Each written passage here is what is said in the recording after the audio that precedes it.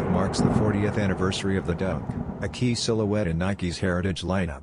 While the model's cultural impact is undeniable, years of market oversaturation, particularly with the widely circulated black and white Panda version, have diminished enthusiasm among consumers.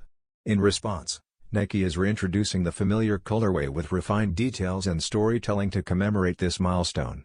Scheduled for release in August, the upcoming Dunk Low Panda incorporates a classic white leather base with glossy black overlays for added visual depth. Coordinated finishes on the tongue and gradient-treated laces elevate the aesthetic. Most notably, a debossed panda face and DST. 1985 inscription on the inner lining pay direct homage to the shoe's nickname and origins.